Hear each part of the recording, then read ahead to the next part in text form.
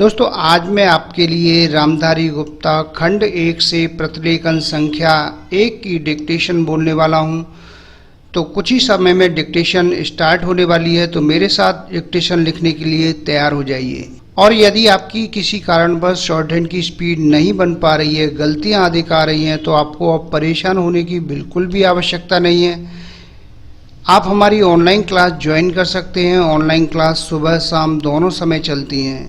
मेरे द्वारा तैयार की गई एडवांस आउटलाइन की बुकों को आप खरीद सकते हैं। बुकों का लिंक नीचे डिस्क्रिप्शन बॉक्स में दिया गया है। बुक खरीदने पर आपको 5 दिन की फ्री ऑनलाइन क्लास दी जाएगी।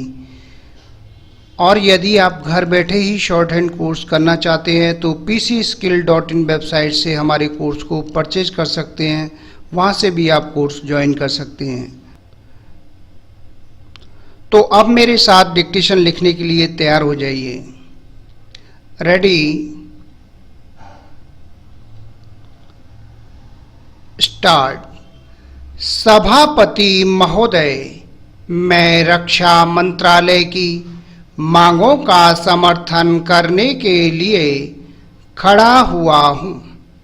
वर्तमान घटनाओं से पता चलता है कि संसार का हर देश अपनी सुरक्षा के बारे में चिंतित है और उसके लिए हर प्रयत्न कर रहा है। इस दृष्टि से अन्य देशों की तरह हमारे देश में भी रक्षा मंत्रालय का महत्व है। मुझे इस बात की खुशी है कि जहां अन्य मंत्रालयों की उनके पिछले साल के कामों के बारे में काफ़ी आलोचना हुई है, वहां इस मंत्रालय की कम आलोचना हुई है। इससे पता चलता है कि इस मंत्रालय ने पिछले साल अच्छा काम किया है।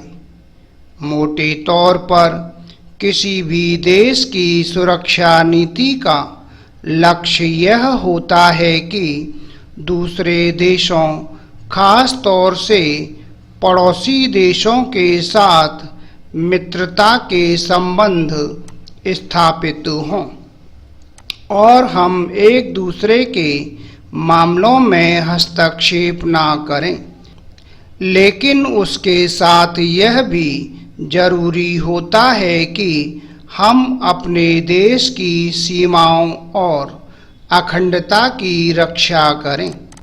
इसलिए हमारे देश का यह कर्तव्य हो जाता है कि हम अपने पड़ोसियों के कार्यों पर पूरी नज़र रखें, क्योंकि आज तक हमारे देश पर जो संकट आए वे हमारे पड़ोसियों से आए हैं। 1965 में पाकिस्तान के साथ जो लड़ाई हुई और उसके बाद ताशकंद में जो समझौता हुआ, वह सिर्फ कागज पर ही रहा। पाकिस्तान ने उस पर कोई अमल नहीं किया।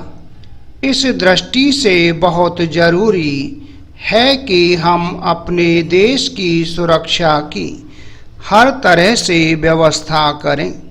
हमारा उद्देश्य दूसरों पर आक्रमण करना नहीं है, लेकिन यदि हम पर कोई आक्रमण करे तो हम में इतनी शक्ति अवश्य होनी चाहिए कि हम उसका डटकर सामना कर सकें। Para change.